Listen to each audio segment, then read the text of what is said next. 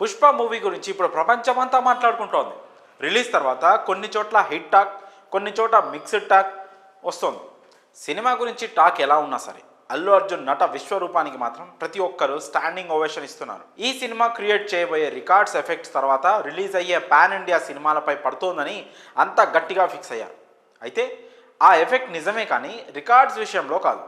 ఈసారి సంక్రాంతి నుంచి రిలీజ్ కాబోయే సినిమాల విషయంలో బెనిఫిట్ షోస్ రూపంలో ఈ ఎఫెక్ట్ పడబోతోంది. అసలు మ్యాటర్ ఏంటంటే పుష్ప 2 బెనిఫిట్ షో సమయంలో హైదరాబాద్ సంధ్య 70mm థియేటర్ దగ్గర ఏర్పడిన తొక్కిసలాటలో ఓ మహిళ మృతి చెందగా ఆమె కుమారుడి పరిస్థితి ఆందోళనకరంగా ఉన్న సంగతి తెలిసిందే. ఈ విషయంలో పోలీసులు కూడా తగిన చర్యలు తీసుకుంటున్నారు. అల్లు అర్జున్తో పాటు దీనికి బాధ్యులైన వారి మీద కేసు నమోదు చేసిన పోలీసులు విచారణ చేస్తున్నారు.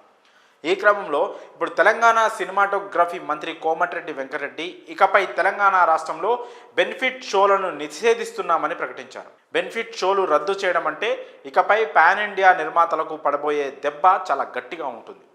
పైగా జనవరిలో గేమ్ చేంజర్, డాకు మహారాజ్, సంక్రాంతికి వస్తున్నాం లాంటి క్రేజీ రిలీజ్లు ఉన్నాయి. ప్రీమియర్ షోలకు, స్పెషల్ షోలకు పెద్ద ఎత్తున హైక్ ఇవ్వడంతో పుష్ప 2 అంత కాకపోయినా తమకు అదనంగా ప్రయోజనం ఉంటుందనే కోణంలో నిర్మాతలు ఆశలు పెట్టుకున్నారు. ఇప్పుడు కేవలం రెగ్యులర్ షోస్ మాత్రమే అంటే భారీగా వచ్చే రెవెన్యూకి గండిపడినట్లే. పైగా టికెట్ ధరలను కూడా రెగ్యులర్ చేస్తారనే టాక్ వినిపిస్తోంది.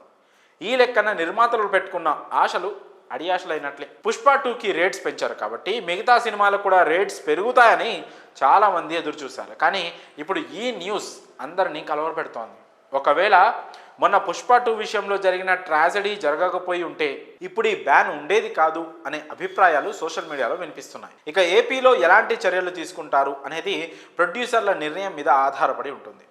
ఇండస్ట్రీలో ప్రస్తుతం ఇదే హాట్ టాపిక్గా మారింది. కొన్నేళ్ల క్రితం తెలంగాణ సర్కార్ బెనిఫిట్ షోలకు అనుమతిని ఇవ్వలేదు. తర్వాత మళ్ళీ మామూలు అయ్యింది. మరిప్పుడు సుదీర్ఘకాలం ఈ బ్యాన్ ఉంటుందా లేక కొంతకాలం అయ్యాక మినహాయింపులు ఇస్తారా అనేది చూడాలి. ఏదేమైనా సంక్రాంతి రిలీజ్లపై పుష్ప 2 గట్టిగానే ప్రభావం చూపించింది. ఇక ఆ తర్వాత ఏమవుతుందో చూడాలి. మరి ఈ విషయంపై మీ అభిప్రాయాలను కామెంట్స్ రూపంలో తెలియజేయండి.